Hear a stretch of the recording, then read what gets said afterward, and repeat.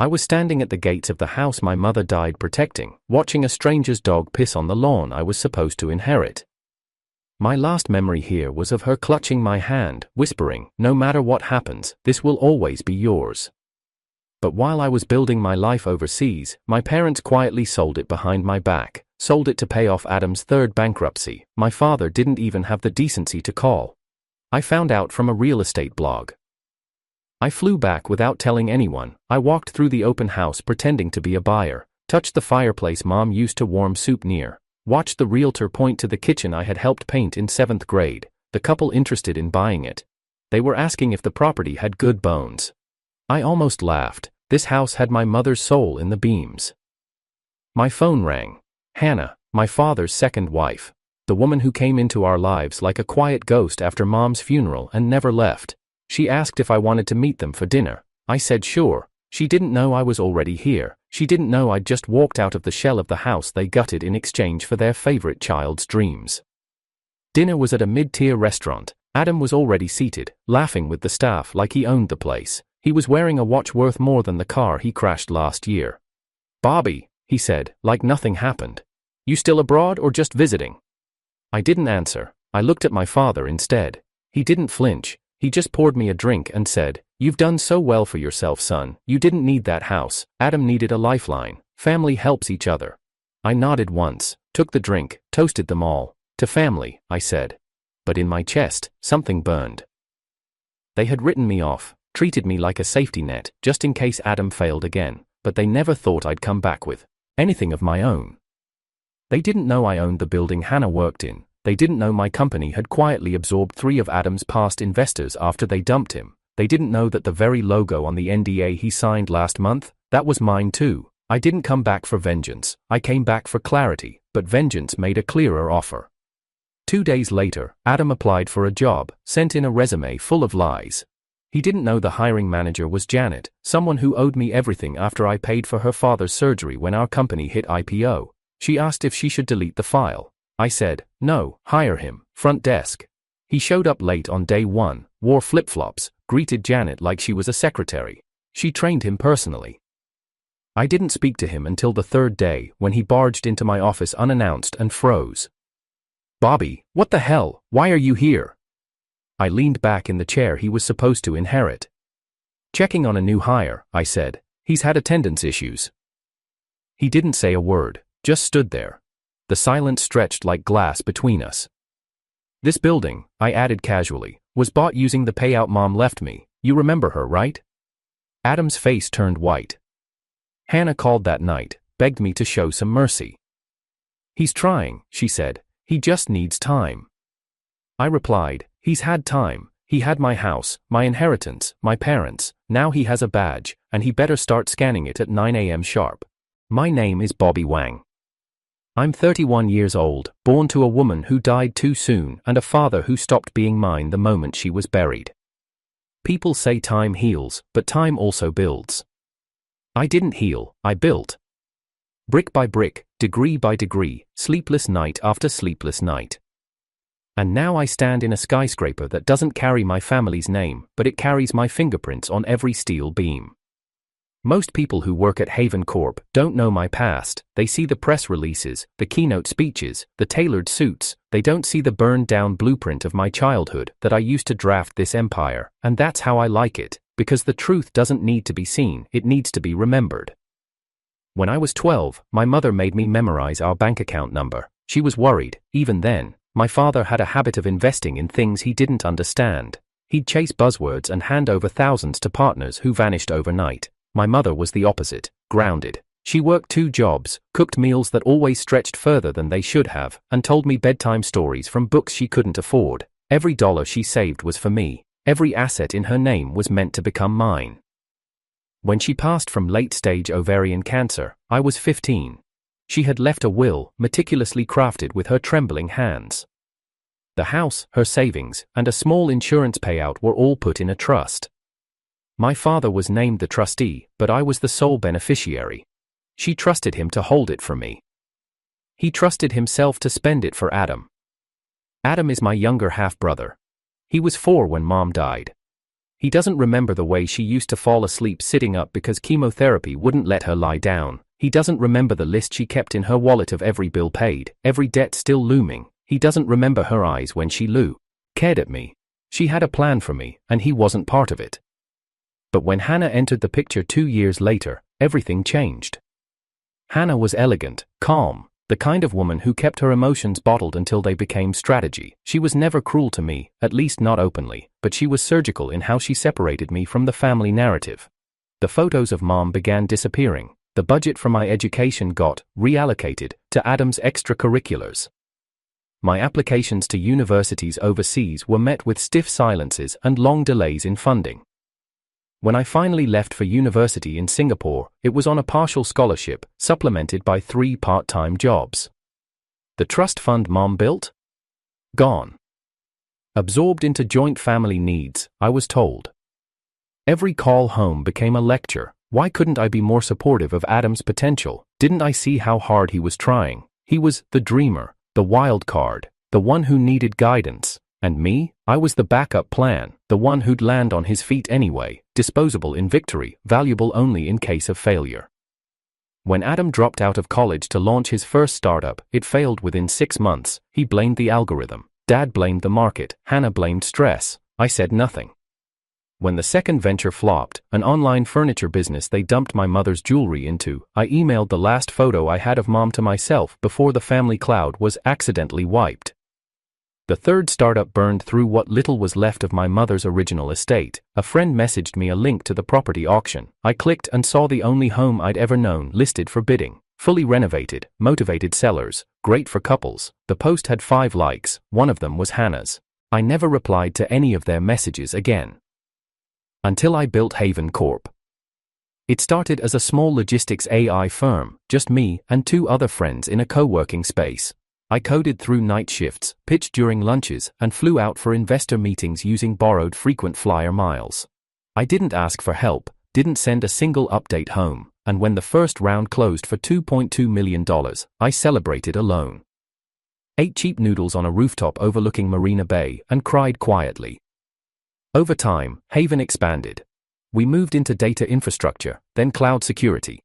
When I made the cover of Next Tech Asia, I didn't send a copy to my father. I sent one to Janet's hospital room.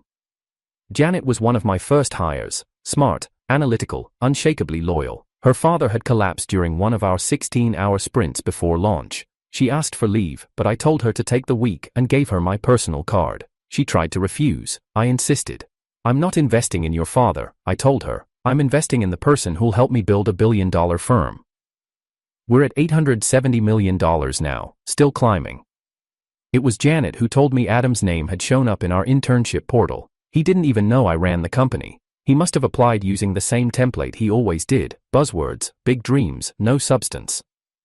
She asked if I wanted to flag it. I said no. I wanted to see what desperation looked like in a man who had been handed everything and still managed to fumble it. We hired him for the front desk. The day he arrived, he walked past my office twice. Didn't recognize me.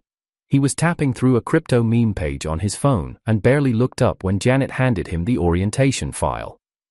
I watched him on the security feed. Watched him adjust his chair, complain about the temperature, flirt with the HR assistant. Saw him stare confused at the phone panel when a client asked to be transferred. He panicked and put the caller on hold, never transferred it. That client ended up speaking to Janet directly. She handled it flawlessly, as always. 3 days in, Adam burst into my office without knocking. It was just after our weekly board call. I was still in my blazer. I didn't look up. "What are you doing here?" he asked, voice pinched. "I work here," I said. He blinked. "As what? Head of product?" I finally looked at him. "As the founder." His face shifted like glass cracking. "Wait, you're—" I nodded once. Let the silence stretch. He tried to laugh. Okay, I get it now. This was a lesson, right? You were testing me." "No," I replied calmly. "This is your job. And your badge still says reception." He started stammering, something about unfairness, about family, about how I had always thought I was better. I stopped him. "I don't think I'm better," I said. "I just became better. While you were spending, I was building. While you were failing upward, I was learning to fall and climb again, and while you were cashing out on a woman you barely remember, I was remembering everything she sacrificed to keep us afloat." His mouth opened. Nothing came out. I added, "Now get back to the front desk, you've got a lunch delivery coming." He left without another word. That evening, Hannah called. Of course she did. She started the call with a sigh, the kind that demanded sympathy before a word was spoken. "He's been crying," she said. "You've humiliated him." "I've employed him," I replied. "You should thank me." She softened her voice. "Bobby, please, he looks up to you." "No," I said. "He looks at me, he looks up to the ATM you all thought I'd become." She didn't respond. I said, "You want my respect? Return what was stolen." "That house isn't even ours anymore," she muttered. "It's gone." "Exactly," I said. "So is the version of me who ever needed any of you." Then I ended the call. The next day, Adam showed up in proper shoes, said nothing all day, didn't even glance my way. Janet noticed. "He's either adjusting," she said, "or cracking." I shrugged. "Either outcome is earned." She didn't argue. That night, I stared at the ceiling for a long time. Thought about Mom, the way she used to stand in the kitchen and hum to herself. She once told me, justice doesn't always come in grand gestures, sometimes it arrives as silence where there used to be shouting. For years, I chased volume, now I was embracing silence, watching them sit in the ruins of what they thought would never break. And understanding, for the first time, what justice truly feels like, I found the document by accident. Janet had forwarded me a list of compliance files to digitally sign, and I was moving through them one by one when I saw a familiar signature on a scanned PDF, my father's, then Hannah's. The file name read, Asset Liquidation, Wang Residence, Final Transfer.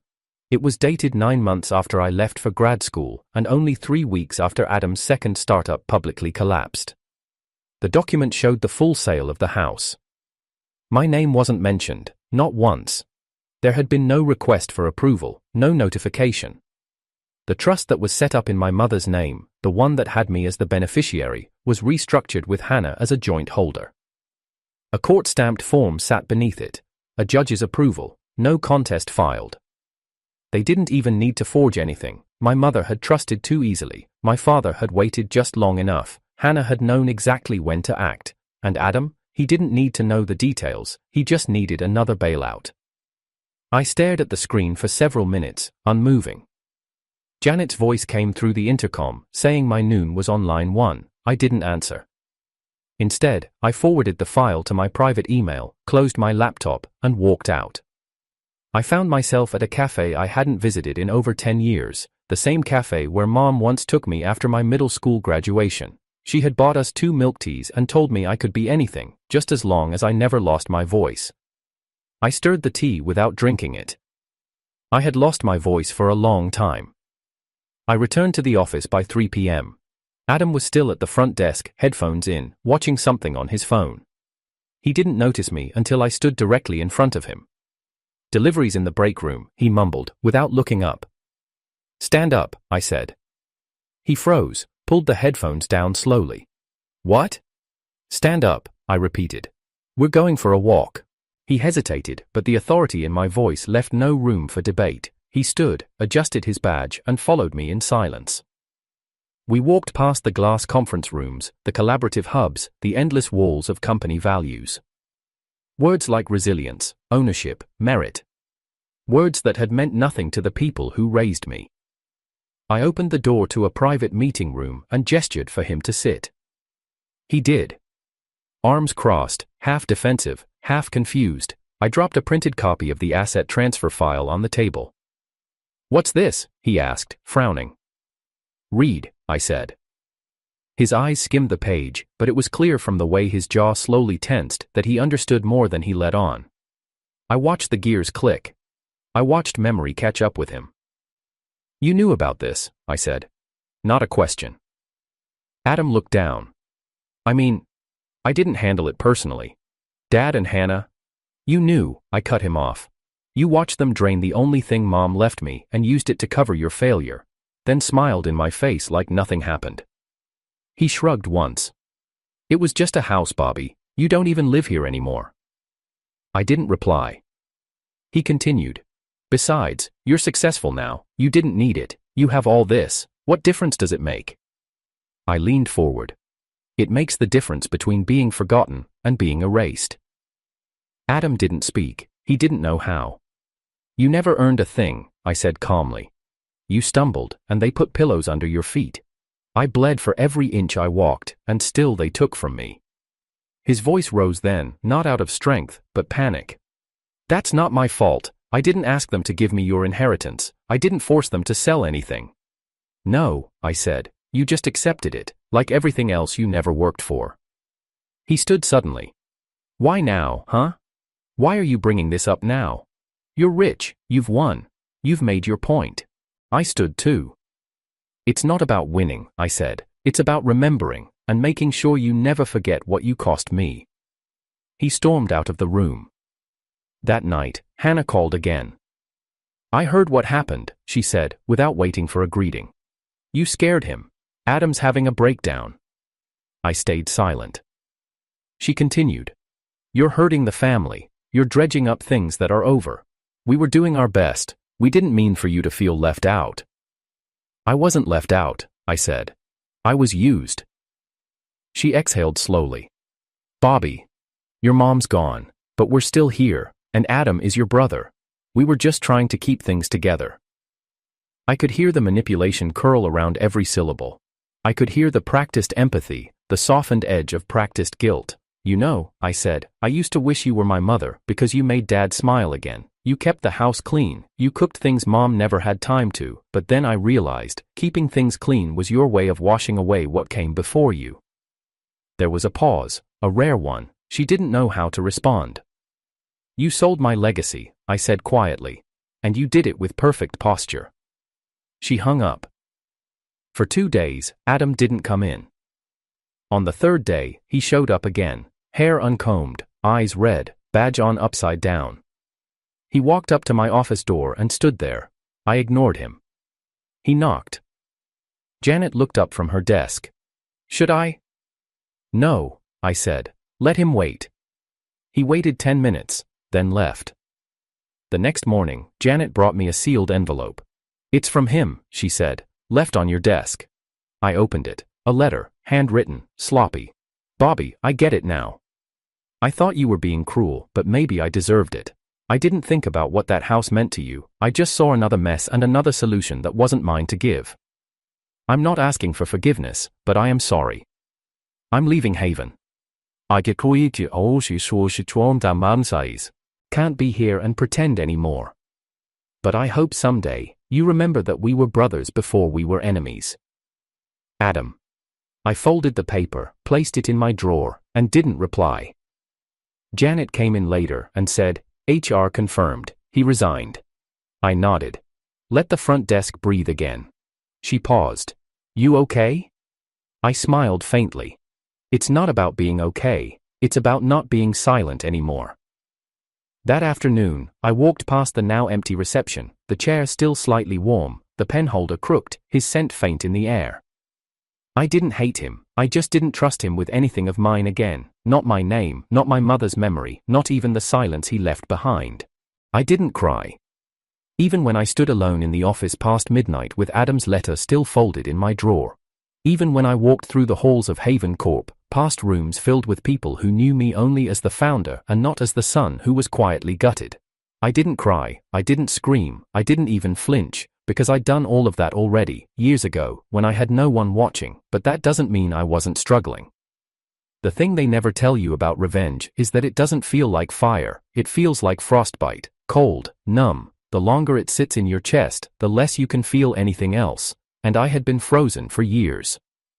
There were moments I thought about thawing, when Janet would bring me coffee with that smile that didn't ask anything of me. When I'd walk past a couple in the park, arguing about groceries and envy how simple their problems were. Or when I'd scroll through photos of the house before it was sold, the way Mom's curtains used to billow even when the windows were closed. That house wasn't just wood and stone, it was a timeline, a graveyard of firsts. First sketch, first fever, first, I love you. First funeral, all erased by a family that wanted convenience more than consequence. I told myself I didn't need them anymore. but it's a different kind of grief when the people you outgrow are the ones who raised you. It hurt in quiet ways. Like when I opened an old email thread with Mom and saw my last message to her, a blurry photo of me holding a robotics trophy. She'd replied, "Told you you'd fly, proud of you forever." It was sent 6 days before her final hospital visit. I never replied. I thought I had time. Or when I saw Hannah's name flash on my phone and felt nothing, no hate, no heat, just hollowness. That was worse than rage. Janet once asked me, "Do you ever think about forgiving them?" I was quiet for a long time before answering. "Forgiveness is a luxury, I'm still paying off their debts." She didn't ask again. I wish I could say I felt peace watching Adam walk away. I wish I could say it tied something off neatly, like the end of a novel where the villain learns their lesson and the hero walks off into sunlight. But it wasn't like that. It was like watching someone finally recognize the weight they'd placed on your back, only after you'd already carried it up the mountain. And there was still Hannah. She didn't follow up after our last call. No messages, no emails, no veiled attempts at reconciliation. But I saw her once, briefly. She was exiting a clinic near downtown. I was in my car. She didn't see me. Her hair was pulled back in a way she never wore it before. Her eyes looked tired. She stood still on the curb for a few seconds before walking across the street alone. No driver, no Adam. I didn't know if they'd finally cracked apart. I didn't care enough to find out. But I did wonder if she missed the life she'd erased so cleanly. I think what broke me wasn't the betrayal, it was the casualness of it, the way they decided I'd be fine without ever asking, the way they discussed selling the house like it was some dusty heirloom, not the last place my mother ever sang. There was no dramatic confrontation back then, just silence, and signatures, and an empty inbox where my name used to be included. Even the court order they used to change the trust was phrased clinically. In the best interest of the family. Whose family? The one that forgot I existed the moment I stopped being useful. I worked so hard to make myself undeniable. But the truth is, they didn't deny me out of doubt. They denied me out of comfort. Because it's easier to forget someone strong than to reckon with the fact that you made them suffer to become that way. One night, I found myself driving back to the neighborhood I grew up in. I parked 2 blocks away from the old house. It was dark, no lights on, a for rent sign leaning against the gate. I stepped out of the car, walked up to the sidewalk. I didn't go inside, I didn't need to. Instead, I sat on the curb like I used to do after school, listened to the wind rush through the same crooked tree that once dropped mangoes into our yard. For a moment, I closed my eyes and imagined my mother sitting beside me. She wouldn't have said anything, she rarely did when she knew I was hurt. She would have just passed me half a sandwich and waited. So I waited, for nothing in particular, just waited until the grief settled into its usual place in my chest, and then drove home. The next morning, Janet entered my office with a look. "What?" I asked. "You look like you haven't slept." "I haven't."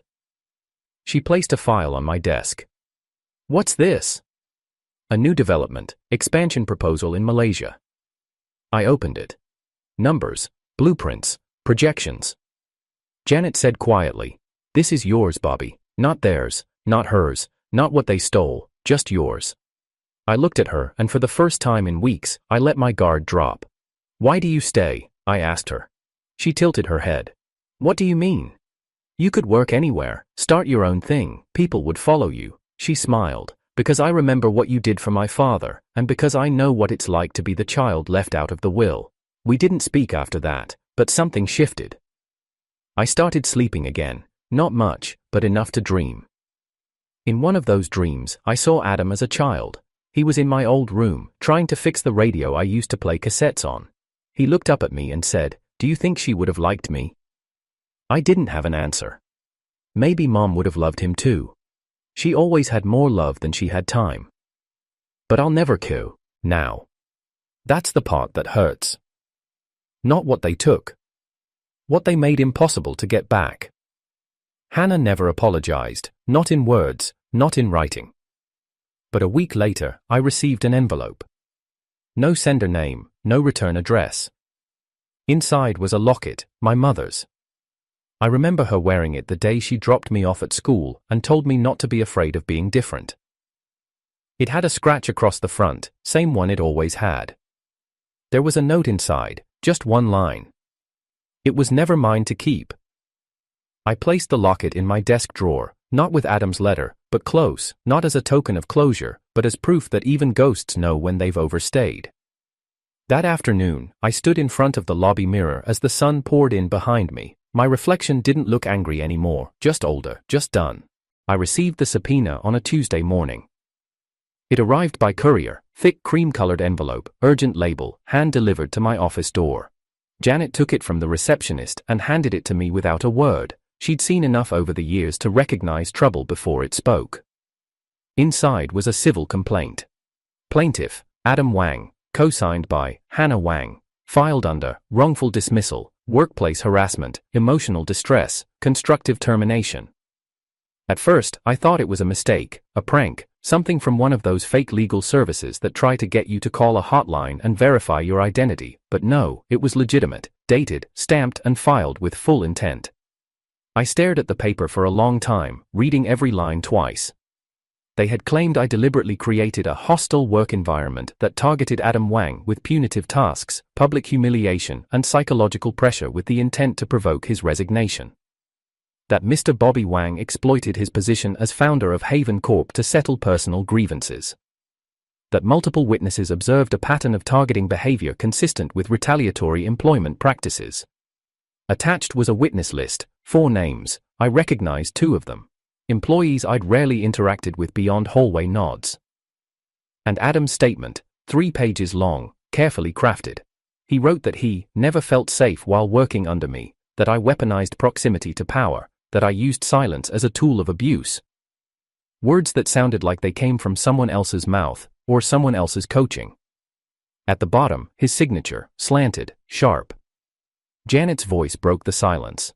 "We have a problem." I didn't answer. She sat across from me. "They're trying to flip the narrative." I handed her the envelope. "Not just flip it, rewrite it." She skimmed through, didn't blink once. "You want me to handle PR containment?" "No," I said. "Let them talk." She raised an eyebrow. "If they want noise," I said, "we'll give them clarity." Within the hour, I was on the phone with our legal team. By mid-afternoon, a preliminary response had been drafted. But that wasn't what concerned me. What kept echoing in my mind wasn't the threat of legal consequences, it was why now. Why would Adam, after walking away quietly, choose to strike this way? And then I remembered something I'd overlooked. 2 weeks ago, one of our competitor firms had announced a pending acquisition. A mid-size player in the Southeast Asian market, the same region where Haven had been planning expansion. The deal wasn't final, but the board was watching closely. Any turbulence on our side, and we'd risk investor confidence. A well-timed scandal, even an internal one, could tip negotiations, kill momentum. And then it clicked. It wasn't just Adam behind this. It was someone else pulling strings. I leaned back in my chair, eyes narrowing. Hannah. Of course. She had always known how to hide behind the curtain while others spoke. She had been silent after I confronted her, too silent. And Adam, he was never strategic, but he was impressionable. He didn't write that complaint alone. I picked up my phone and dialed the last number I thought I'd ever call again. She answered after 2 rings. "Bobby." "Hannah." A pause. "So," she said slowly, "I assume you've read it." "I have." "Then you understand we're not doing this lightly." I said nothing. She continued, "You forced him out, you humiliated him, he was trying to find his footing, you made sure he never stood. You think this is about him?" I asked. Another pause. "It's about fairness," she said finally. "You've always been 10 steps ahead, always with the spotlight, but you forget, we're the ones who built the floor you stood on." I laughed softly. "You didn't build anything," I replied. "You just took the bricks she left behind and stacked them to block the light. We did what we had to do to keep this family together. You sold the house." "That house was history," she snapped. "We needed a future." "No," I said. "You needed someone else to blame when Adam failed again." Her voice dropped. "This will get messy, Bobby. If you want to settle this quietly, there's still time. Pay him out, admit partial fault, sign a non-disclosure, walk away with your empire intact. I smiled coldly. You really think I care about the mess? I asked. I was raised in the wreckage of everything you tried to bury. She didn't reply. I ended the call. Later that night, I stood in my apartment, lights off, city glowing beyond the windows. I reread Adam's statement. Every line carefully engineered to paint me as the villain. Every paragraph ignoring the years I spent cleaning up his disasters, covering for his debt, and eating silence so he could feel like someone. I wasn't angry. I was exhausted. There's a difference between betrayal and exposure. Betrayal is personal. It comes from someone you trust. Exposure is just the world reminding you who people really are. And Adam? He was never confused. He was waiting. Waiting for a moment to rise, even if it meant climbing over my name. Janet called at midnight. We have a leak, she said. Red Harbor Press picked up the story, early draft, framing it as a founder's fall from grace. Let it spread, I said. She hesitated. You sure? Yes, I replied. Because if they want to see me fall. I stepped onto my balcony. The wind was cold, sharp. Then let them look up when I rise again. The press conference was never meant to happen. We'd planned to soft release the Southeast Asia expansion details through a media statement, clean and simple, but after the wrongful dismissal headlines started circulating, investors wanted a transparent response, not a denial, something stronger. They wanted to see me on stage, see my face, hear my voice. They wanted assurance that the man they backed wasn't some vindictive brother with too much power and a vendetta to match. So I gave them what they wanted. I stood behind the Haven podium, lights burning into my collarbone, flanked by two directors and Janet just behind the curtain. Cameras clicked, phones hovered. Everyone wanted a soundbite. I leaned toward the mic. Let's address the question everyone's thinking. A hush fell. Yes, I know Adam Wang personally. Yes, he worked here. Yes, he left recently. And no, I will not be issuing an apology. Whispers rose in the back. Because what you're hearing is a version of a story, one built on omission and rebranded guilt.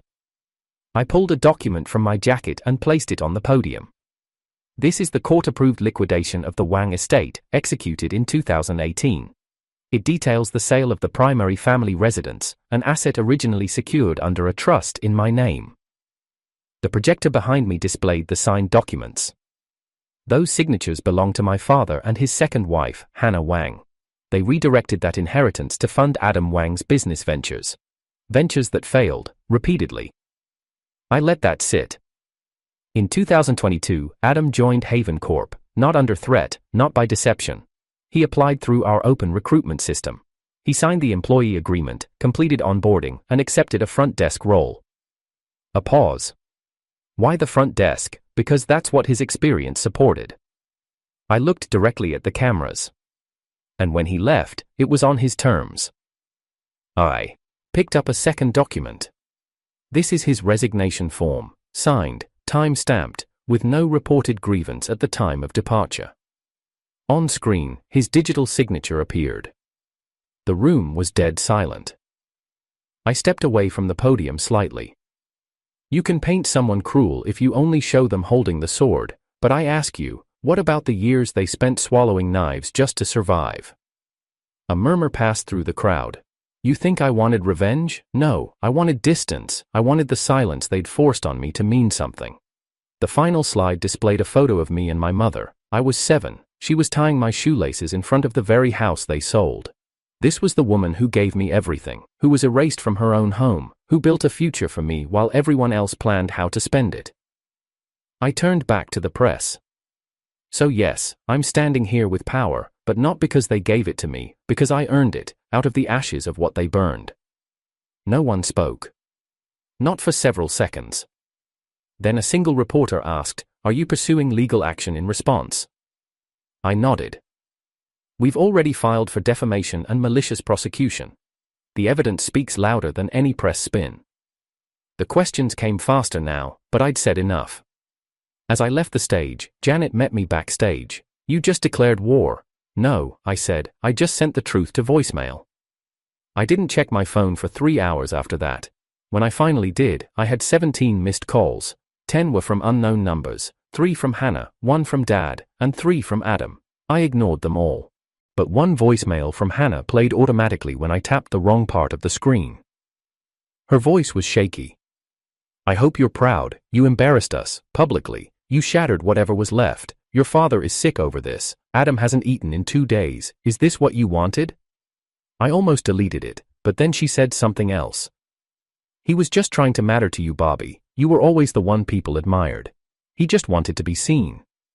You gave him the job, then gave him the spotlight, and then ripped the ground out from under him." And in that moment, I realized something. They were never apologizing for what they did. They were angry that I refused to keep playing the role they assigned me. The role of the quiet son, the fallback plan, the silent achiever who absorbed everything and asked for nothing. They were grieving their control, not me. 2 days later, I received a formal settlement offer from their attorney. Withdraw the countersuit. Sign a mutual non-disparagement agreement. Pay no damages. Accept a statement that both parties had differing perspectives. Janet placed it on my desk. I read it once, then again. "What do you want to do?" she asked. "Decline it." "You sure?" I looked her in the eye. "I don't want neutrality, I want the truth, and I want it archived." The news cycle began to shift after that. Old schoolmates came out of nowhere. Bloggers found old public records. A tweet went viral comparing Adam's LinkedIn to the timing of his lawsuits. Comments poured in, sympathy shifted. Why do failed sons always cry victim once their golden sibling refuses to babysit them anymore? Not Bobby turning his trauma into a $1 million truth bomb. The quiet ones really do hit back hardest. And then, Hannah broke her silence. She posted a 4-minute video online. In it, she looked tired, not weak, but worn. She didn't deny the house, the inheritance, or the funding. But she said something unexpected. "I never hated Bobby, I just didn't understand how someone could take so little and make so much. I thought if we pushed Adam hard enough, gave him everything, he'd rise too." She looked into the camera. "But you can't build legacy by stealing someone else's. You can only borrow it, until the real owner takes it back." The video reached 2 million views in 48 hours. And Adam? He disappeared from the internet entirely, deleted his profiles. No public comments, no appeals, just silence. Which, ironically, was the first honest gesture he'd ever made. A week after the video, I received a letter. No return address. Inside was a key, and a note. "Unit 2A, first door on the left. I never lived there. I only held it until you came home. Dad." It was the last rental unit in the old neighborhood, one of the small extensions attached to the back of the main house. A space I used to play in when I was 5. I visited once. Alone. The air was stale, the floor was scratched, the walls still had the chalk marks Mom used to make for measurement. I didn't take the unit back. I donated it to a local art collective that helps young creatives find housing. Let the next kid find something real there. I didn't need the space anymore. I'd built something bigger, and more importantly, my name was finally mine, not theirs, not shared, just Bobby, survivor, builder. And this time, not silent. 2 months later, Haven Corp crossed the $1 billion valuation mark. There was no party, no champagne, no speech, just a quiet board meeting, a unanimous nod, and a silent acknowledgement that everything we'd built was now bigger than any single person. I didn't post about it, didn't give interviews, didn't tweet a single word. Because that number wasn't my revenge. It was just my receipt. Janet placed a bouquet of lilies on my desk that afternoon. "For your mother," she said. I didn't need to ask how she knew, she always knew. I kept the flowers there for a week until the petals began to fall one by one. I never threw them away. I let them decay slowly, silently, until only the stems remained. Then I wrapped them in tissue and placed them inside my desk drawer, right next to the locket, across from Adam's letter. Artifacts of everything I survived. Closure didn't come all at once, it came in fragments. In the email from a former classmate who said, "I used to think your silence meant weakness, I know better now." In the letter from an investor who withdrew during our Series A but returned for Series D, writing, "Thank you for proving us wrong." In the look on Janet's face when we launched the Haven Fellowship, a full scholarship program for students whose families tried to hold them back. And then came the final piece. A letter, again. This time from Hannah. It wasn't handwritten, it wasn't dramatic, it was short. "Bobby, I've spoken to my attorney, we're transferring the remaining rights to the Wang estate to you. There's nothing left of value, just paperwork. But I figured you'd want it documented. I won't ask for forgiveness. But I do want you to know this. Adam is in therapy now. Your father's health is failing. And I think part of him is relieved you turned out nothing like him." I folded the letter, filed it away without reply. That weekend, I returned to Tito, the old neighborhood one last time. The house was empty again, the last tenants had moved out, the paint peeled in strips and the gate hung loose on its hinges, but it was quiet, not haunted, just done. I stood on the lawn, same spot where Adam once crashed a tricycle into my shin, same place Mom once brought out orange slices during summer breaks. I didn't cry, I just stood there and listened, for nothing in particular, just long enough to let the silence settle in. Then I turned to leave. But as I did, I saw a young boy across the street staring at me, maybe 7, backpack too big for his shoulders. He waved. I waved back. He ran off laughing. And in that moment, I felt something shift, like the last page of a chapter finally closing.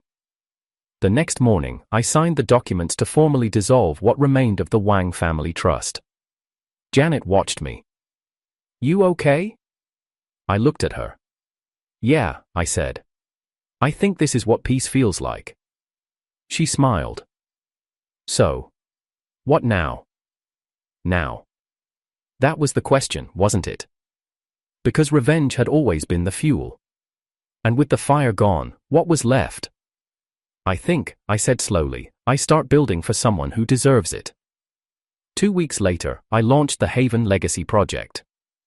A foundation that helps first-generation entrepreneurs secure housing, legal protection, and educational grants.